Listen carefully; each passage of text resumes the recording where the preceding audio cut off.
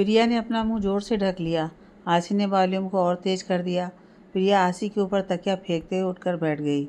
प्रिया, क्या यार दी, तुम हमेशा ही ऐसा करती हो।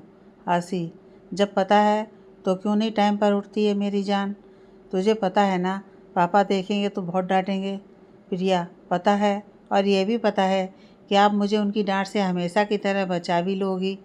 प्रिया बेड पर से उतरकर आसी के गले लग गई। आसी ने प्यार से उसके बालों को ठीक किया और उसको हाथों में ब्रश पकड़ाया। आसी, बच्चा जल्दी से फ्रेश हो जा, मैं ब्रेकफास्ट रेडी करती हूँ। और हाँ, आज कॉलेज से घर टाइम पर आना, और मैं थोड़ा लेट आऊँगी। प्रिया, लेट आओगी? कहीं किसी बॉयफ्रेंड के साथ चक्कर तो नहीं चल रहा? आसी ने कुछ नहीं कहा और बहुत ही ज़्यादा भावुक हो गई। उसकी आंखों में आंसू आ गए। वो बिना कुछ कहे अपने बालों को ड्रायर से सुखा रही थी। प्रिया, सॉरी दी, मैं मजाक कर रही थी। इतनी सीरियस क्यों हो गई? आसी, कल हमारी माँ की बरसी है प्रिया, बस कुछ यादें आंसू बनकर रह गईं। पंडित जी को बोलना था कल आने को। प्रिया ने आसी को कस के गले लगा लिया। उसकी आंखें भी भर आईं। आसी, अब तू मत इमोशनल हो, तू मेरी स्ट्रांग बहन है ना। प्रिया, स्ट्रांग तो आप हो, माँ के जाने के बाद मुझे और पापा दोनों को संभाला। मुझे तो याद भी नहीं कि कब माँ हमें छोड़ गई। इतनी छोटी जो थी उस टाइम। आप नहीं होती तो हम सब तो बिखर ही जाते। आसी, पागल, तू और पापा मेरी ताकत हो, मेरी दुनिया हो। इस दुनिया में है ही कौन मेरा तुम दोनों के सिवाय। तुम दोनों के लिए मैं कुछ भी कर सकती हूँ। प्रिया, कुछ भी कर सकती हो? आसी, हाँ, कुछ भी। प्रिया, तो फिर अपना अंदर भरा गुस्सा बाहर क्यों नहीं निकालती? उस धोखेबाज राहुल की वजह से आज 2 सालों बाद भी घुट घुट कर क्यों जी रही हो? राहुल का नाम सुनते ही आसी पूरी तरह से कांप गई। अतीत में छुपा एक नाम जब बाहर आया तो उसे अंदर तक हिला गया। वो नज़रें चुराते हुए अपना दुपट्टा ठीक करने लगी। प्रिया बोलती जा रही थी और आसी चुपचाप सुन रही थी। आसी, मैं आगे बढ़ चुकी हूँ, मेरी ज़िंदगी में अब उसके लिए कोई जगह नहीं है। और तुझे ऐसा क्यों लगता है कि मैं उदास हूँ? प्रिया, क्योंकि यही सच है, तुम सबकी केयर करती हो सिवाय अपने। शादी के सपने दिखाकर छोड़ गया था वो तुम्हें। तुम ठीक से रो भी नहीं पाई थी। आज भी अंदर ही अंदर ये दर्द आग की चिंगारी बनकर सुलगता रहता है तुम्हारे भीतर। तुम्हें क्या लगता है? पता नहीं मुझे। आसी, मेरा यकीन मान, अब मैं उससे प्यार नहीं करती हूँ। इनफैक्ट अब तो मेरा प्यार पर से ही भरोसा उठ चुका है। मैं एक न्यूट्रिस्ट हूँ और अपने जॉब से बहुत खुश हूँ। मेरा एक ही मकसद है, अब अपने कैरियर को और बेहतर बनाना। और प्लीज़ मुझे न बीते हुए कल की याद मत दिलाया कर। प्रिया, नहीं दिलाऊंगी, लेकिन मुझसे वादा करो। आसी, कैसा वादा? प्रिया, पापा के दोस्त का बेटा है वो, कभी ना कभी किसी न किसी फंक्शन में सामना होगा ही उससे। तो अगर ऐसा हुआ तो उसके सामने बेचारी नहीं बनोगी। अगर उसने कुछ उल्टा पुल्टा सुनाया या बोला तो मुझे बताना। बाय गॉड की कसम, मैं उसका सिर फोड़ दूंगी। आसी, मैंने अभी कहा ना, मुझे उससे कोई फ़र्क नहीं पड़ता। और एक बात का खास ध्यान रखना, पापा को इन सब चीज़ों का कभी पता नहीं चलना चाहिए। वो तेरे और मेरे को लेकर कितने प्रोटेक्टिव हैं ये बताने की ज़रूरत नहीं है मुझे, जानती है ना। मैं नहीं चाहती उनकी और राहुल के पापा की दोस्ती टूटे। प्रिया, मैं समझ रही हूँ तेरा पॉइंट। आसी, थैंक्स। अब जल्दी से नीचे आ, नहीं तो हम दोनों ही लेट हो जाएंगे। आसी किचन में आकर नाश्ता बनाने लगी। वो प्याज चॉप करने लगी। उसका ध्यान अभी भी प्रिया की ही बातों पर था। उसे समझ में नहीं आ रहा था कि लोग प्यार का रिश्ता बनाते ही क्यों हैं जब उन्हें निभाने की ताकत नहीं होती। उसका उंगली एकदम से चाकू लगने की वजह से कट गया। अरविंद जी, ये क्या कर लिया बेटा? तुझे किसने बोला था किचन में आने को? और ये मेड क्यों नहीं आई आज? आसी, अरे कुछ नहीं हुआ है पापा, बेकार में ही चिंता कर रहे हो आप। और हाँ, सोनी अपने 2-3 दिनों की छुट्टी पर गई है। अरविंद जी, तुमने उस मेड को सर पर चढ़ा रखा है, सब कुछ देखती हो, क्लिनिक, घर, अपने लिए तो तुम्हें टाइम ही नहीं मिलता। आसी ने अरविंद जी के गालों को प्यार से खींचा और चाय का कप उन्हें हाथों में पकड़ाया। आसी, मेरे प्यारे पापा, आपकी बेटी अब बड़ी हो गई है। अरविंद जी, समय से पहले? अगर तुम्हारी माँ आज हमारे साथ होती तो तुम बच्चियों को शायद ये सब नहीं झेलना पड़ता। आसी, आपने हम बेटियों को बहुत नाज़ों से पाला है, हर इच्छाओं को पूरा किया है, बेहतर एजुकेशन दिया और आज इसी का नतीजा है कि मैं अपने पैरों पर खड़ी हूँ और प्रिया टॉप कॉलेज में पढ़ रही है। अरविंद जी ने आशी को अपने सीने से लगा लिया। वो भावुक हो गए। प्रिया भी तैयार होकर नीचे आ चुकी थी। उसने फ्रिज पर हाथों से टैप किया। प्रिया, मेरे लिए भी जगह बची है कि नहीं? मुझे भूल तो नहीं गए पापा? मैं भी आपकी बेटी हूँ। अरविंद जी और आशी दोनों ही हंसने लगे। प्रिया भी आकर उन दोनों के गले लग गई। थोड़ी देर में आशी ने ब्रेकफास्ट सर्व किया। वो सबके साथ डाइनिंग टेबल बैठने ही जा रही थी कि डोर बेल बजी।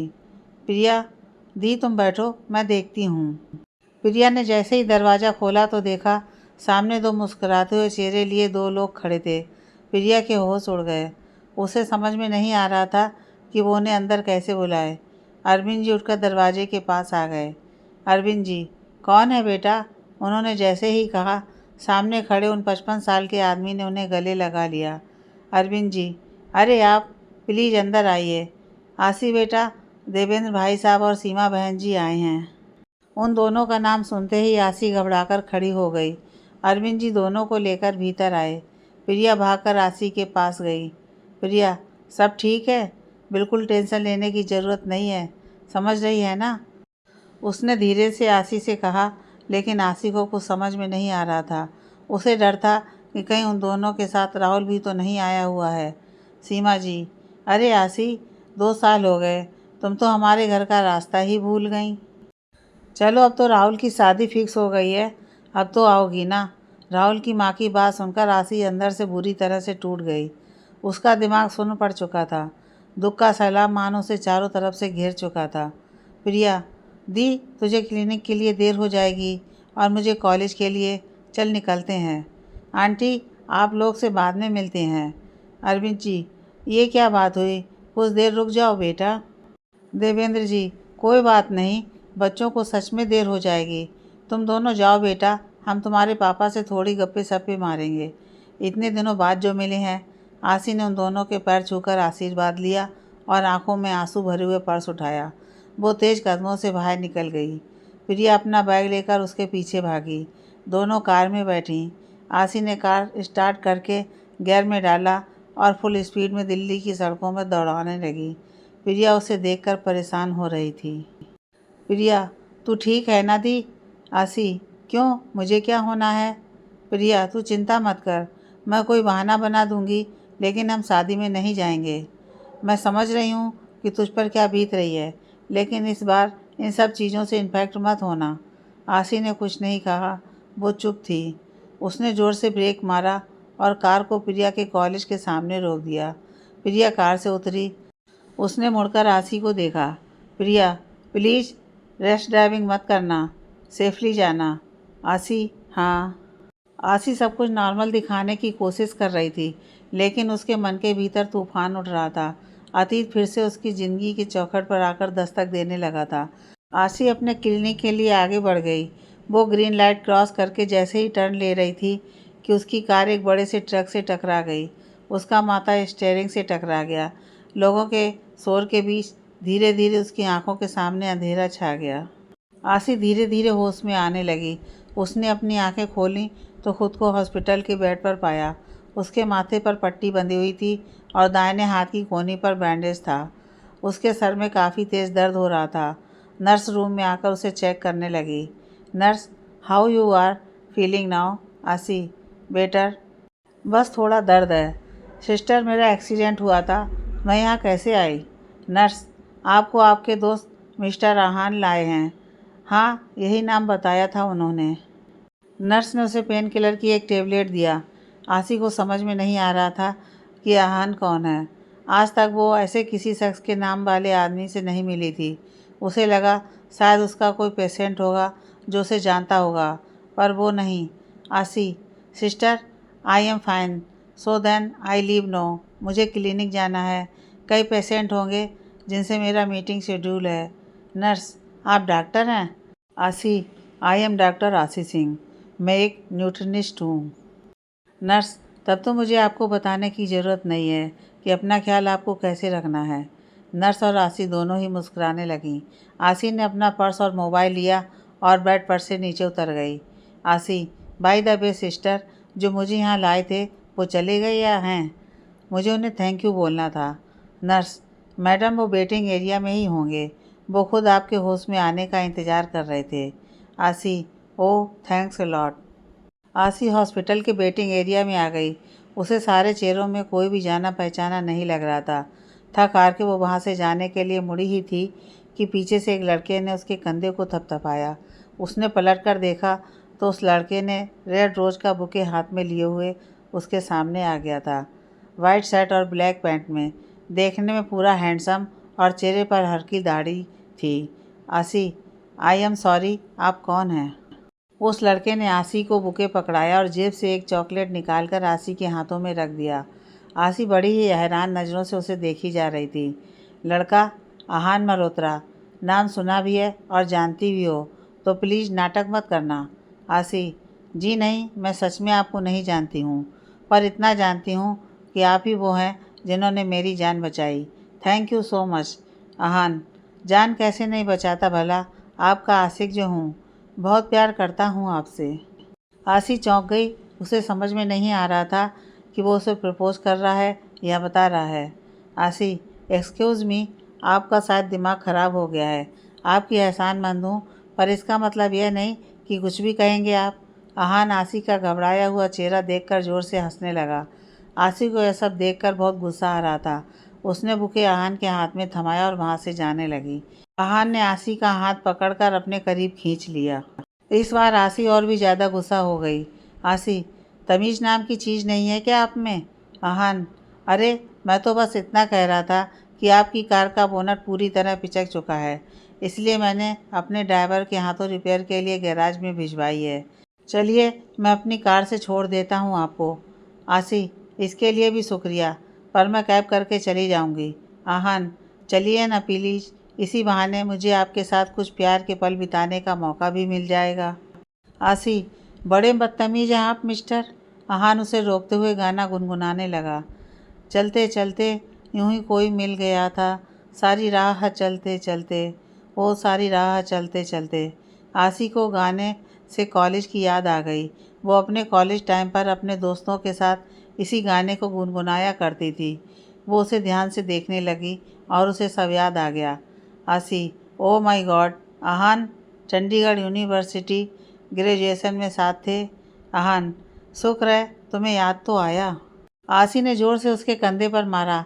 आसी, मजाक और फ्लर्ट दोनों की आदत अभी तक नहीं गई है तुम्हारी, पर तुम्हें देख के बहुत अच्छा लग रहा है। आसी और आहान दोनों एक दूसरे से गले लग गए। आहान, तुम तो पोस्ट ग्रेजुएशन और फर्दर एजुकेशन करने चली आई दिल्ली, उसके बाद तो गायब ही हो गई, ना कॉल ना मैसेज। आसी, ज़िंदगी ने इतना उलझा के रखा था कि वक्त ही नहीं मिला किसी से मिलने का। आहान, एवरीथिंग इज़ ऑल राइट। आसी, हाँ तुम सुनाओ। आहान, मैं क्या बोलूँ, इस तरह से मिलेंगे मैंने तो सोचा भी नहीं था। तुम्हारी हालत देखकर बहुत घबरा गया था। ठीक हो ना? ज़्यादा दर्द तो नहीं हो रहा है ना? आसी, मैं ठीक हूँ। अभी कहाँ हो? आहान, यहीं दिल्ली में शिफ्ट हो गया हूँ। बिजनेसमैन हूँ, वो भी ऐसा वैसा नहीं, टॉप इंडियन की कंपनीज में से एक है मेरी कंपनी। आसी, वाह मान गई तुमको।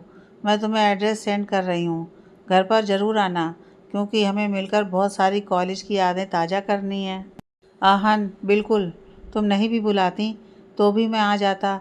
मैंने तुम्हारे आईडी कार्ड से एड्रेस चेक कर लिया था। आहान ने उसका आईडी कार्ड देते हुए कहा और दोनों ज़ोर से हंसने लगे। आहान ने अपनी कार से उसे क्लिनिक छोड़ा और वहाँ से अपने ऑफिस निकल गया। सुबह से आसी परेशान मायूस सी थी। इतना सब होने के बाद भी उसने घर पर किसी को नहीं बताया और आहान को भी बताने से मना कर दिया। लेकिन एक चीज़ जो अच्छी हुई थी वो ये था कि आहान से मिलकर उसे थोड़ा हल्का महसूस हो रहा था। वो ही एक अतीत का ऐसा नाम था जिसे उसे कोई दिक्कत नहीं थी। आहान था ही ऐसा, किसी के भी मूड को चुटकियों में चेंज करने वाला। वो जल्दी से अपने कैबिन में गई और रिसेप्शनिस्ट से स्लॉट को शुरू करने को कहा। रिसेप्शनिस्ट, मैडम आप ठीक तो हैं? सर पर पट्टी। आसी, डोंट वरी। आसी को पेशेंट को देखते देखते शाम हो गई थी। उसने टाइम देखा, 5 बज चुका था। उससे एकदम से कॉल देखा, प्रिया का कॉल आने लगा। उसने कनेक्ट किया। आसी, हाँ प्रिया, बस क्लिनिक से निकल ही रही हूँ। प्रिया, दी, घर पर राहुल आया हुआ है। आसी, व्हाट? आसी की शिफ्ट ख़त्म हो चुकी थी। उसने अपना चार्जर पर्स में डाला और कैबिन से बाहर आकर रिसेप्शनिस्ट को इन्फॉर्म किया। उसने बिना कैब का वेट किए ही ऑटो लिया और सीधे घर आने लगी। उसे चिंता हो रही थी कि राहुल कहीं उसके अतीत में हुई गलती को सबके सामने ना ले आए। भैया प्लीज़ जल्दी चलाइए, थोड़ा अर्जेंट है, आसी घबराते हुए कह रही थी। मैडम इससे ज़्यादा तेज़ नहीं चला सकता हूँ, ट्रैफिक पुलिस पकड़ लेगी, ऑटो वाले ने थोड़ा सा स्पीड बढ़ाते हुए कहा। मयूर विहार के एरिया के एसएफएस पार्क के पास आते ही आसी ने ऑटो वाले को वहीं रोकने को कहा। उसने पे किया और तेज़ कदमों से भागते हुए घर पहुंची। वो ज़ोर ज़ोर से कॉल बेल बजाने लगी। ये चोट कैसे लगी दी? प्रिया ने दरवाज़ा खोलते हुए पूछा। आसी उसको बिना कुछ सुने अंदर चली गई। अब क्या चाहते हो मुझसे? धोखा दिया वो काफ़ी नहीं था? इतने सालों बाद क्या साबित करने आए हो यहाँ पर? उसने चिल्लाते हुए कहा। राहुल सोफे पर बैठे बैठे मुस्करा रहा था। वो उठा और उसके पास आकर खड़ा हो गया और धीरे से उसके कान में फुसफुसाया। वैसे धोखा तो तुमने भी दिया है अपने परिवार को, याद है कि भूल गई? राहुल के कहते ही आसी पूरी तरह से डर गई। उसने अपनी नज़रें नीची कर लीं। तुम फिर से मेरी बहन को परेशान करने की कोशिश मत करना। शादी कर रहे हो ना, तो जाओ अपनी होने वाली पत्नी के पास, प्रिया ने गुस्से से कहा। तुम रूम में जाओ, मैं हैंडल कर लूँगी इसे, आसी ने प्रिया को इशारा करते हुए कहा। प्रिया वहाँ से जाना तो नहीं चाहती थी, पर आसी के फोर्स करने पर वो चली गई। इतना घबराने की ज़रूरत नहीं है, मैंने अभी तक किसी को उस राज के बारे में नहीं बताया है, कहकर राहुल हंसने लगा। आसी, तुम जैसा घटिया और घिनौना आदमी मैंने आज तक नहीं देखा। मुझे ब्लैकमेल करने से पहले याद रखना कि अगर वो राज खुला तो तुम्हारा भी राज सबके सामने आ जाएगा कि तुम कितने। इसके आगे शायद मुझे बोलने की ज़रूरत नहीं है। राहुल, हाँ मैं हूँ बुरा, मैं हूँ एक कमीना इंसान, सो वॉट? वैसे मैं यहाँ पर तुम्हें एक्स्ट्रा बचा मिठाई का डब्बा देने आया था। मेरे पेरेंट्स ने बताया होगा कि कुछ ही दिनों में मेरी शादी है। आसी, निकलो यहाँ से। राहुल, अरे जा रहा हूँ, इतनी जल्दी क्यों कर रही हो? हाँ, शायद तुम्हें रिजेक्ट कर दिया इसलिए, राइट? आसी, रॉन्ग। अच्छा हुआ कि समय रहते तुम्हारा काला चेहरा मेरे सामने आ गया। तरस तो मुझे उस लड़की पर आ रहा है जो तुमसे शादी कर रही है। राहुल, ज़्यादा बकवास करने की ज़रूरत नहीं है। मेरी होने वाली वाइफ एक बहुत बड़े बिल्डर की बेटी है। मैं तो अब इतना अमीर हो जाऊंगा कि तुम्हारी जैसी ये कई फ्लैट्स तो चुटकियों में ख़रीद लूँगा। आसी, हाँ मगर रिश्तों के मामले में तो तुम हमेशा गरीब ही रहोगे। मेरे और मेरे परिवार से दूर रहना। चुप हूँ, लेकिन अगर तुमने लिमिट क्रॉस की तो मेरा जो होगा वो होगा, लेकिन मैं तुम्हें सबके सामने एक्सपोज कर दूंगी। राहुल, तुम ऐसा कभी नहीं कर सकती हो क्योंकि तुम्हारी उस राज की चाबी मेरे पास है। चलता हूँ, शादी में ज़रूर आना। राहुल हंसता हुआ वहाँ से निकल गया। आसी की आंखों से कुछ बूंद लुढ़क आए। उसका ध्यान पहले से ही भटका हुआ था, जिसकी वजह से दरवाज़ा बंद करते हुए उसका हाथ दब गया और बुरी तरह से कट गया था। वो फूट फूट कर रोने लगी। आंसू तो बह रहे थे, लेकिन उनकी वजह चोट का दर्द नहीं बल्कि बीते हुए कल के उस राज में था। दरवाज़ा का कॉल बेल बजा।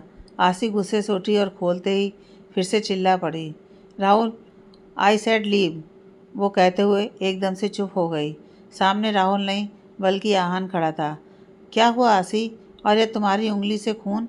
आहान ने फिक्र से पूछा। आसी कुछ नहीं कह पाई और वो बस रोए चली जा रही थी। आहान उसे अंदर ले गया। उसने आसी को सीने से लगाकर तब तक लगाए रखा जब तक उसका रोना बंद नहीं हुआ। प्रिया भी भागते हुए हाल में आ गई। आसी, क्या हुआ है? आखिर क्या चल रहा है तुम्हारी ज़िंदगी में? सुबह वो एक्सीडेंट और फिर ये सब, क्या बात है? मुझे बता सकती हो तुम? आहान ने भरोसा दिलाते हुए कहा। आसी, सब ठीक है, चोट लगने की वजह से, बस और कुछ नहीं। आहान, पक्का? इसीलिए ना? आसी, हाँ। प्रिया ने आसी की तरफ देखा तो आसी ने सर नहीं में हिला दिया। प्रिया आहान को अच्छे से जानती थी कि वो आसी के साथ कॉलेज में था। प्रिया, हाय आहान, टेंशन मत लो, सब ठीक है। आहान, हाय प्रिया, तुम कितनी बड़ी हो गई हो और ये तुम्हारी बहन अभी भी बच्ची वाली हरकत करती रहती है। प्रिया, वो क्लिनिक का स्ट्रेस है, आजकल पेशेंट थोड़े ज़्यादा हो गए हैं, इसीलिए प्रिया ने बात को संभाल लिया। वो रूम में जाकर फर्स्ट एड बॉक्स ले आई। आहान जल्दी से आसी का कॉटन से खून साफ करने लगा। उसे दर्द में देखकर आहान को बिल्कुल भी अच्छा नहीं लग रहा था। आसी, तुम रहने दो, मैं कर लूँगी। इतने दिनों बाद आए हो, रुको मैं काफ़ी बना कर लाती हूँ। प्रिया, तुम बैठो दी, बहुत दिनों बाद कोई ऐसा दोस्त मिला है जो तुम्हारे घाव पर सही तरीके से मलहम लगा रहा है। मैं बना ले आती हूँ कॉफ़ी। प्रिया की बात सुनकर आहान आसी की ओर देखने लगा। आसी ने नज़रें नीची कर लीं। आहान कुछ भी ज़ोर ज़बरदस्ती करके पूछना नहीं चाहता था। उसे तो बस इस बात की हैरानी हो रही थी कि कभी हंसती खुशहाल ज़िंदगी से भरी रहने वाली आसी इतनी बदल कैसे गई। इन दो मुलाकातों में आहान को इतना तो समझ में आ गया था कि आसी में आए इस बदलाव का कारण कोई बहुत बड़ा है। ना चाहते हुए भी आहान आसी की ज़िंदगी से जुड़ने लगा था। आहान आधे घंटे में ही आसी के घर से जा चुका था। प्रिया आसी के सामने ही बैठी हुई थी। वो उसे लगातार घूरे जा रही थी। आसी उसे इग्नोर करते हुए रूम में जाने के लिए बड़ी ही थी कि प्रिया ने उसे रोक लिया। ऐसा कौन सा राज है जिसकी वजह से वो तुझे ब्लैकमेल करना चाह रहा है? प्रिया के ये पूछते ही आसी को झटका लग गया। छुपकर मेरी बातें सुन रही थी? इतनी बड़ी भी नहीं हुई है कि सारी बातें बताऊंगी तुझे। आसी का सारा गुस्सा प्रिया पर निकल गया। प्रिया, हाँ डांटो मुझे और हमेशा की तरह मेरा मुंह बंद करवा दो। वैसे भी मैं लगती ही कौन हूँ तुम्हारी? आसी, सॉरी प्रिया, मेरा वो मतलब नहीं था। प्रिया, रहने दो, सच तो यही है कि मैं सौतेली हूँ। पता नहीं पापा मम्मी मुझे अनाथ आश्रम से क्यों उठा लाए। इतने सालों में भी मैं किसी को अपना नहीं बना पाई। आसी, तू ये बकवास कर रही है। प्रिया भागते हुए अपने कमरे में चली गई। आसी उसके पीछे आई। प्रिया पलंग पर बैठकर रोने लगी। आसी ने उसके सर को गोद में रख लिया। वो प्रिया के बालों को प्यार से सहलाने लगी। आसी, हाँ ये सच है कि तुझे पापा मम्मी ने गोद लिया था, लेकिन वो तुझे अनाथ आश्रम से उठाकर नहीं लाए थे। प्रिया, शायद तुम भूल गई हो, ये सच तुमने मुझे 18 साल की उम्र होते ही बता दिया था। उस वक्त तो मैं अनाथ थी ना, तो जाहिर सी बात है वहीं से लाया गया होगा मुझे। आसी, पहले तो ये बार बार अनाथ शब्द यूज़ करना बंद कर। और हाँ, बताया था मैंने, क्योंकि मैं तुमसे कुछ छिपाना नहीं चाहती थी, अंधेरे में नहीं रखना चाहती थी तुम्हें। प्रिया, अगर ऐसा है तो कौन है मेरे असली माता पिता? कई बार पूछा है, तुम बताती ही नहीं। आसी, मैंने कहा था ना, समय आने पर मैं खुद तुम्हें बता दूंगी, इसलिए प्लीज़ मुझे फोर्स मत करना। और वैसे भी मैंने या पापा ने तुझे कभी पराया नहीं माना है। अरे पागल, तू तो सगी बहन से बढ़कर है मेरे लिए, मेरी जान है तू। प्रिया, जानती हूँ और अच्छे से समझती भी हूँ। चलो ठीक है, जब बताना होगा तब बताना। पर वो राज क्या है जिसकी वजह से राहुल तुझे डरा रहा था? और तुम तो इतनी बोल्ड हुआ करती थी, फिर राहुल जैसे धोखेबाज से क्यों डर जाती हो? आसी, प्रिया, ज़िंदगी में कुछ सवाल ऐसे होते हैं ना, जिनका जवाब हम देना भी चाहें तो नहीं दे सकते हैं। बस इतना समझ ले कि मैं मजबूर हूँ, लेकिन मुझ पर भरोसा रख। मैं अब ऐसा कोई काम नहीं करूँगी जिससे किसी को कोई भी तरह की तकलीफ़ हो। आसी ने किसी तरह उसे समझाकर बात को टाल दिया, लेकिन सच तो कुछ और ही था जिससे वो अपने मन में छिपा कर रखी हुई थी। एक ऐसा सच जिसके खुलते ही सब कुछ बिखर जाना था। शाम को डिनर हो जाने के बाद अरविंद जी बालकनी में बैठे हुए थे। आसी ने प्रिया के सोते ही धीरे से दरवाज़ा खोला और बालकनी में आ गई। अरविंद जी अपने फ़ोन पर बिजी थे। आसी, पापा मुझे आपसे कुछ बात करनी है, कर सकती हूँ? अरविंद जी, हाँ बेटा बोलो, क्या बात है? आसी, मैं प्रिया को सच बताना चाहती हूँ कि उसके असली पेरेंट्स कौन हैं। अरविंद जी, ये तुम क्या कह रही हो? तुम्हें समझ में नहीं आ रहा है ना? आसी, जानती हूँ, पर प्रिया से मैंने कुछ नहीं छिपाया है सिवाय इस बात के। अरविंद जी, मैं जानता हूँ कि पहली बार मैंने तुम्हें इतना बड़ा कड़वा सच छिपाने को कहा है, लेकिन क्या करूँ, उसे पता चलेगा तो वो टूट जाएगी। बेटा, याद है ना, जब उसे ये पता चला था कि वो हमारी सगी नहीं, तो कितना दर्द हुआ था उसे। बड़ी मुश्किलों से मनाया था उसे हमने। आसी, सब जानती हूँ, पर मैं हूँ उसे संभालने के लिए, और कुछ सच पता चल जाए वही ठीक होता है। अरविंद जी गहरी सांस लेके खड़े हो गए। वो आसमान की तरफ देखने लगे। आसी, ऊपर क्या देख रहे हो पापा? अरविंद जी, तुम्हारी माँ को। वो भी तुम्हारी तरह जिद करती थी कि मैं प्रिया को सब सच बता दूँ, लेकिन तुम ही बताओ, एक बेटी को कैसे बताऊँ कि उसका बाप हैवान था?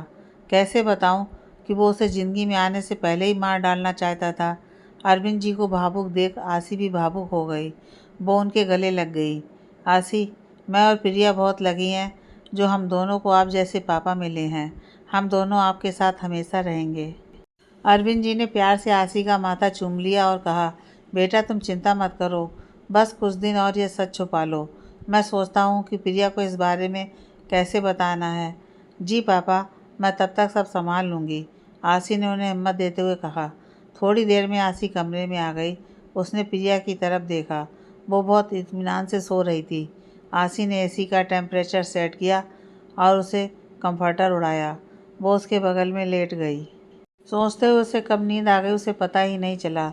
सुबह के 6 बज रहे थे। प्रिया का मोबाइल रिंग हो रहा था। उसने देखा एक न्यू नंबर फ्लैश हो रहा था। इतनी सुबह कौन होगा? प्रिया बड़बड़ाते हुए उठी और बालकनी में आ गई। उसने कॉल रिसीव किया। Hello, who is this? Priya ने चेयर पर बैठते हुए कहा। Hi Priya, it's me, Aahan. कल तुम्हारा नंबर लिया था मैंने, आहान ने कहा। तब प्रिया ने पहचाना। प्रिया, हाँ कोई काम था? दी को फ़ोन दूँ? आहान, अरे नहीं, उसे सोने दो, मुझे तुमसे मिलना था। आज कैफ़े में मिल सकती हो? प्रिया, कुछ इम्पॉर्टेंट है क्या?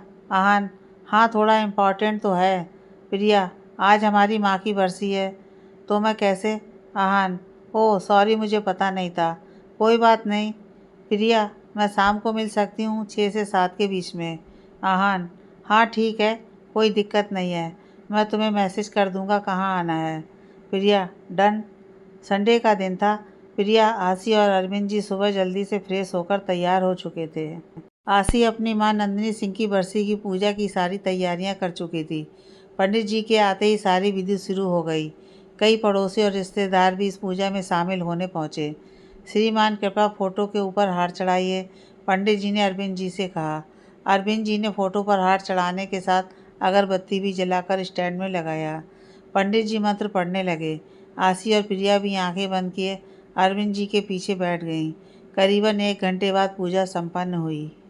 कृपया ये फल और भोज में से पशु पक्षियों को दें और वस्त्र के साथ भोज को गरीबों में भी बांट दें, पंडित जी ने कहा और दक्षिणा लेते हुए चले गए। आसी, पापा आप यही बाकी रिश्तेदारों के साथ रुकिए, मैं प्रिया के साथ ये सब गरीबों में बांट के आती हूँ। अरविंद जी, ठीक है बेटा, संभल के जाना। आसी, जी पापा, आधे घंटे में आ जाऊँगी। आसी प्रिया को लेकर निकल गई। हनुमान मंदिर के पास उसने कार रोकी। कई गरीब मंदिर की सीढ़ियों के पास बैठे हुए थे। दोनों उनके पास गईं। आसी ने एक एक करके भोज का पैकेट और साल दान करने लगी। वो दे ही रही थी कि इतने में एक छोटा लड़का आया। दीदी, आपको वह मंदिर के अंदर कोई बुला रहा है, उस लड़के ने आसी से कहा। क्यों बे, कौन है तू और हम क्यों सुने तेरी बात? प्रिया ने उसे डांटते हुए कहा। आसी ने प्रिया को पीछे किया। आसी, क्यों डांट रही है, बच्चा है। प्रिया, यही तो प्रॉब्लम है, आप सब पर विश्वास मत किया करो, न जाने लुटेरा होगा, पर्स छीन लेगा और फिर गायब। आसी, मंदिर के पंडित जी जानते हैं मुझे, वही बुला रहे होंगे। प्रिया, चलो मैं भी साथ चलती हूँ। आसी, नहीं तुम इन सब गरीबों को ये सब दान करो, मैं बस यूँ गई और यूँ आई। आसी सीढ़ियों से होते हुए मंदिर के अंदर आई। वो सीधे पंडित जी के पास गई। आपने बुलाया मुझे? आसी ने मुस्कुराकर उनके पैर छुए। अरे बेटा तुम जीती रहो। नहीं मैंने नहीं बुलाया, उन्होंने कहा। अभी बच्चे को भेजा था आपने?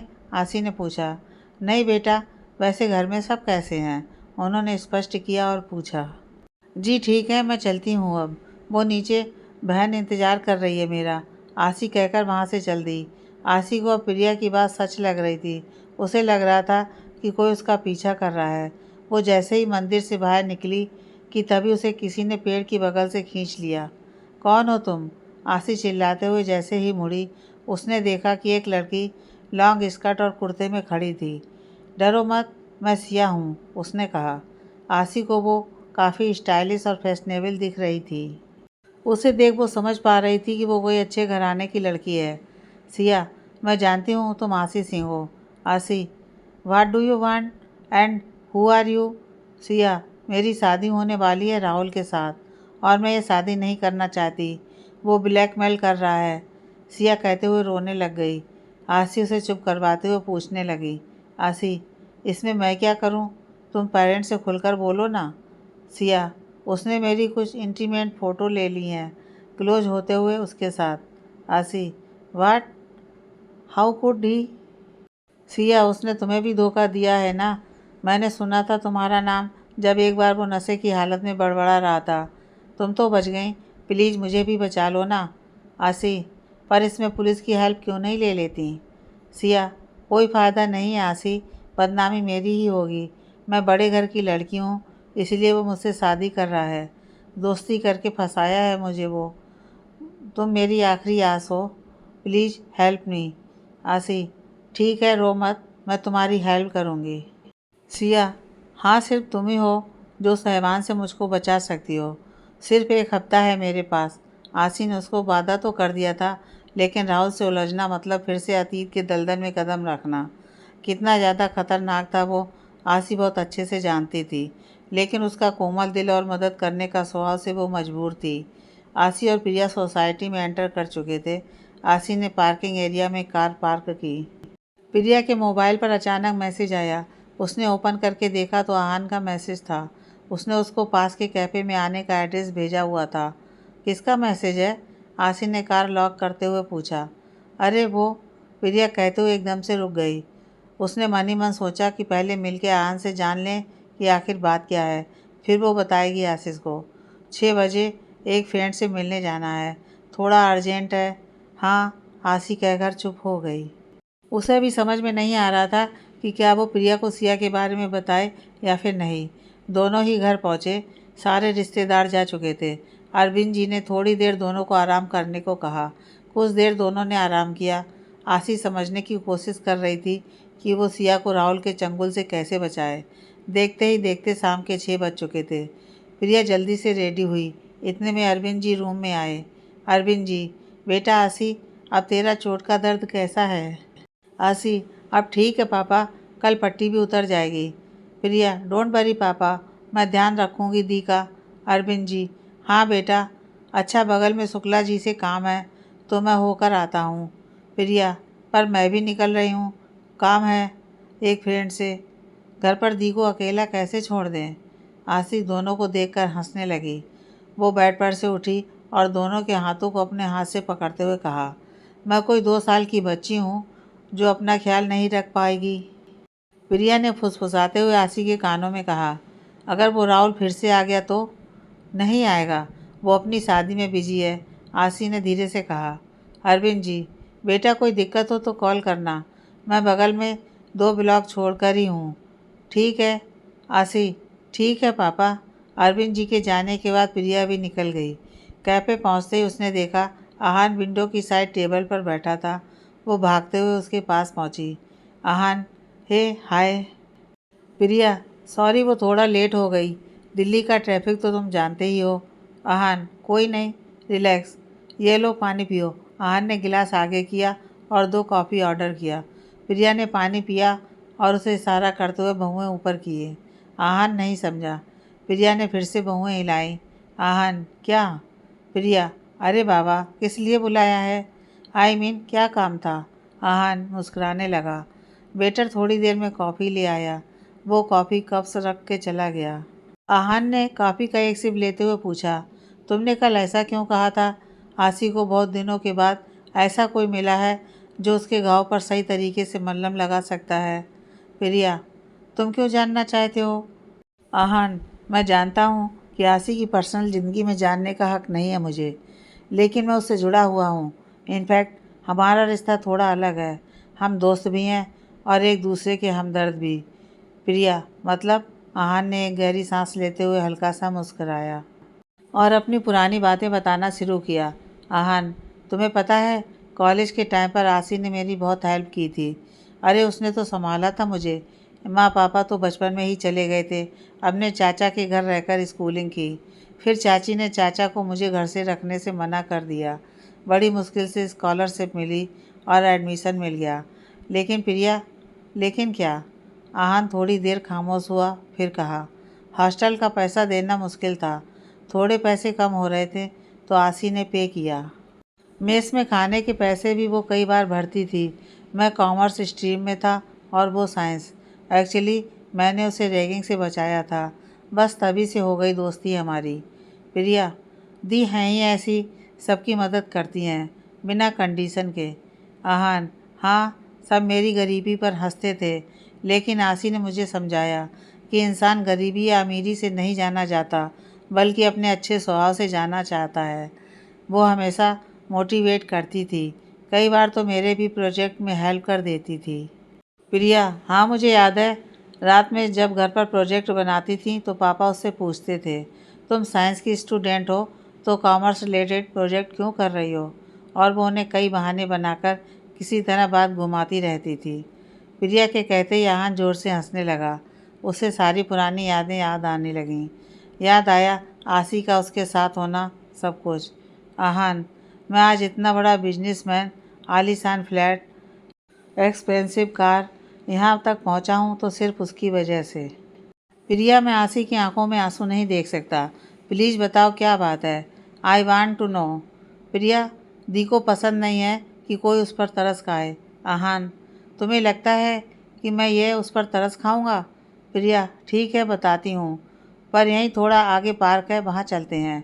यहाँ कई सारे लोग हैं तो इसलिए। आहान, हाँ प्लीज़। प्रिया आहान के साथ पार्क में आकर बेंच पर बैठ गई। उसने अपना मोबाइल का गैलरी खोला और उसमें से राहुल और आसी के साथ वाली फ़ोटो आहान को दिखाई। आहान उसे देखते ही चौंक गया। आहान, ये तो राहुल है, मेरे बैच में ही था मेरे साथ। प्रिया, जब हम चंडीगढ़ में थे तब राहुल ने दी को प्रपोज़ किया था। दी को भी राहुल से प्यार हो गया, ये बिना जाने कि राहुल उसकी फीलिंग्स के साथ खेल रहा है। आहान, पूरी बात क्या है? प्रिया, एक ऐसा धोखा जिसने आसी का प्यार पर से भरोसा मिटाया है, साथ ही उसका सारा कॉन्फिडेंस भी तोड़ कर रख दिया। आज भी वो उस चीज़ से उभर नहीं पाई हैं। वो अब किसी पर भी आसानी से भरोसा नहीं कर पाती हैं। सिर्फ इतना ही नहीं, उसके बाद भी राहुल ने आसी दी के साथ बहुत कुछ किया। उस रात को, कहते हुए प्रिया ने अपनी आंखें बंद कर लीं। आहान को कॉलेज के फेयरवेल के दिन याद आ रहे थे, जब अचानक आसी कॉलेज से भागते हुए चली गई थी। उसने पूछने की कोशिश भी की थी, लेकिन आसी ने मुड़कर नहीं देखा था।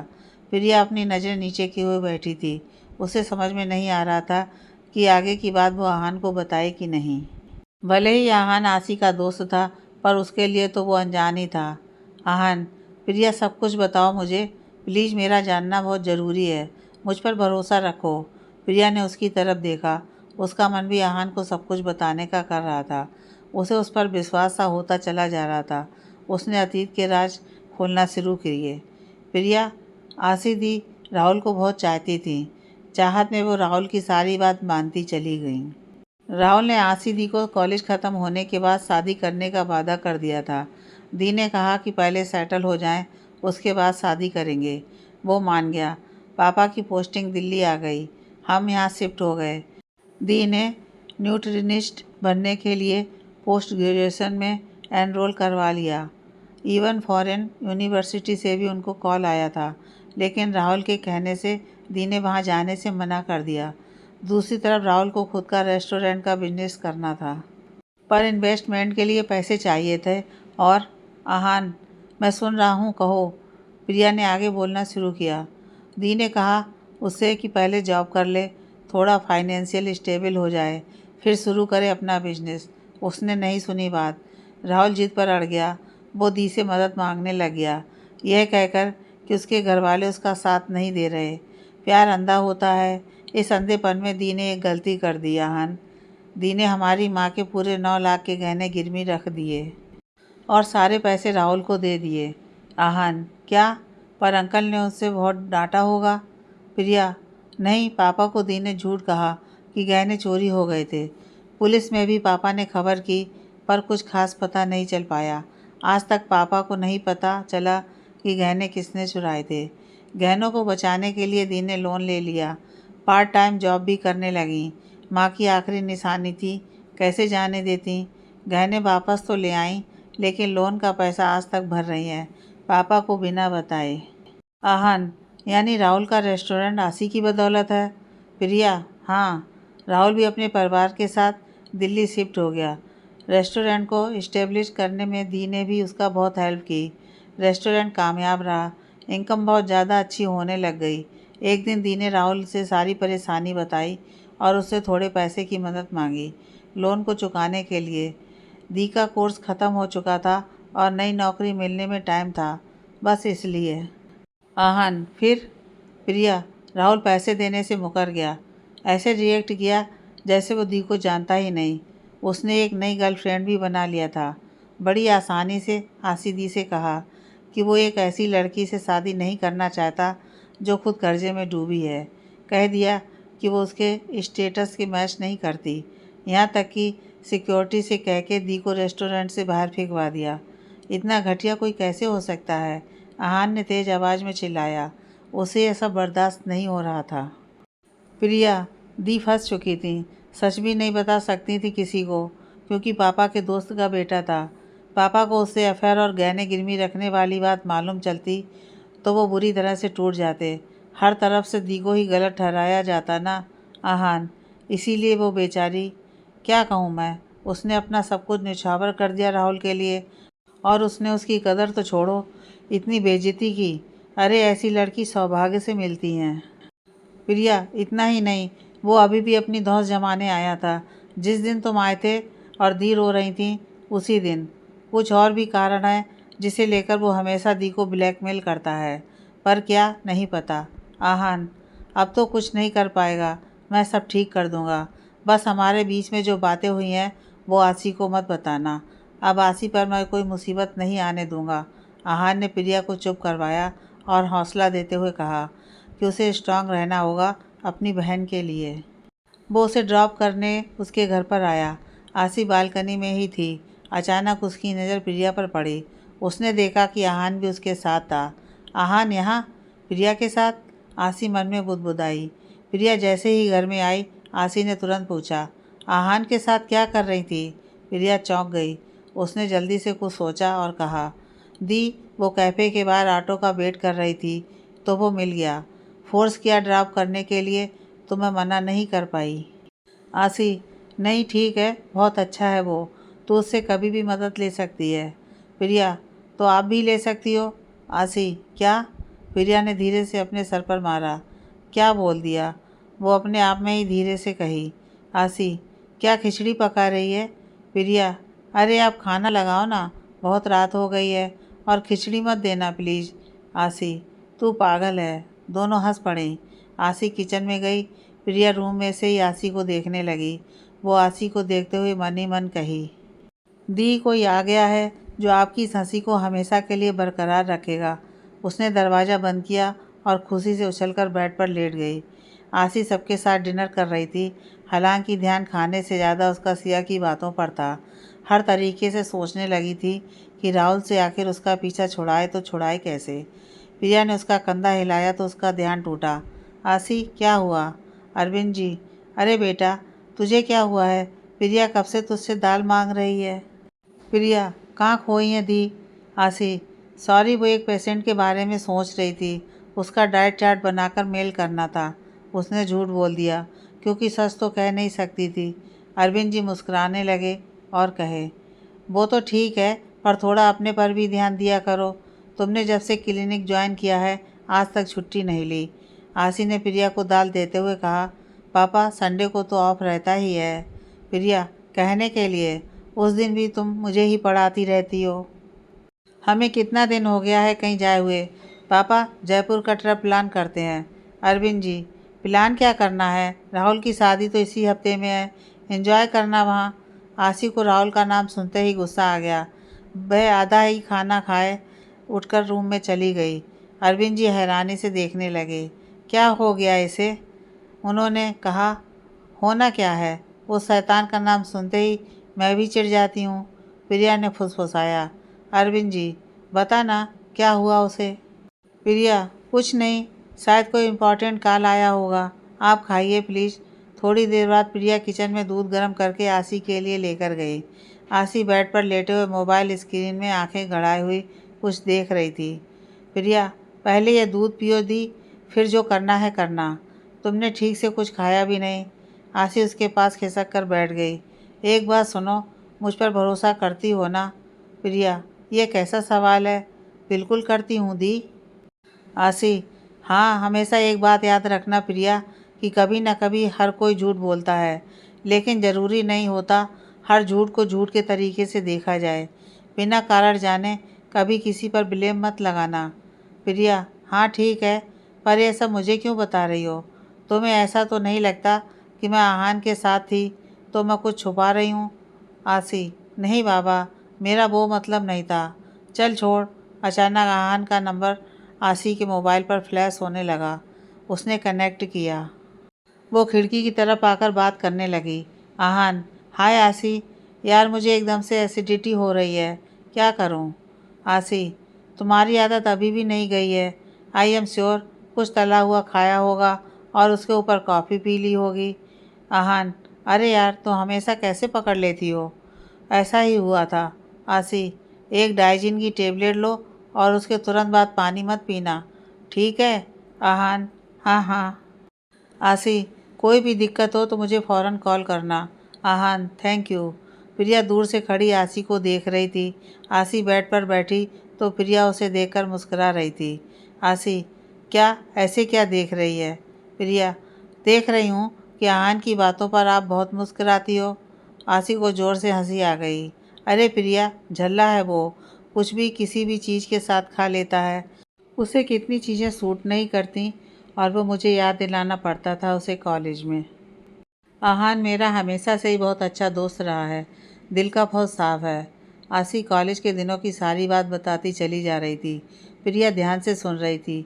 एक चीज़ उसे समझ में आ रहा था कि आसी और आहान का रिश्ता दोस्ती से भी कहीं ज़्यादा गहरा था। उसे आहान का कहा याद आया, हमदर्द। सुबह आसी जल्दी तैयार होकर क्लिनिक के लिए निकल रही थी। उसने जैसे ही कार स्टार्ट करके थोड़ा आगे बढ़ी कि टायर पंचर हो गया। अभी ही होना था क्या इसे? आसी ने ज़ोर से चिल्लाते हुए कही। तुमसे पूछकर थोड़ी ही वो पंचर होगा, होना था तो हो गया। आहान हंसते हुए उसके पीछे खड़े हुए कहा। प्रिया, तुम यहाँ? आसी कुछ बोलती इससे पहले ही प्रिया बोल पड़ी। आहान, अब आ ही गया हूँ तो चलो मेरी कार से चलते हैं। आसी, हम ऑटो कर लेंगे। प्रिया, क्या दी, जब फ्री में पहुँचा रहा है तो चलो ना। आसी, बकवास बंद कर, ऐसे बोलते हैं क्या? आहान और ज़ोर से हंसने लगा। इस बार आसी भी हंस दी। वो उसके साथ चलने के लिए मान गई। उसने प्रिया को कॉलेज ड्रॉप किया, फिर आसी के क्लिनिक जाने लगा। आहान ने कार का म्यूजिक प्लेयर ऑन किया। वो किशोर कुमार के गाने का प्लेलिस्ट लगा दिया। आज भी पुराने गाने अच्छे लगते हैं तुम्हें? आसी ने आहिस्ता से पूछा। आहान, हाँ, और तुम्हें अभी भी याद है चंडीगढ़ में हॉस्टल से निकलकर हर शनिवार की रात तुम्हारे घर आता था, तुम्हारे हाथों की बनी स्पेशल राजमा चावल खाने। किशोर कुमार के गाने बजते थे और हम गुनगुनाते हुए खाते थे। आसी, हाँ, और पापा की हर शनिवार को नाइट ड्यूटी रहती थी, इसलिए बड़ी मुश्किल से आते थे तुम। इतना क्यों डरते थे उनसे? आहान, अरे वो फौजी आदमी है, कहीं मार वार देते तो। आसी, वो ऐसे बिल्कुल नहीं है, हाँ बस थोड़ा स्ट्रिक्ट है। अचानक ही आसी को सिया का कॉल आने लगा। ये इस वक्त कॉल क्यों कर रही है?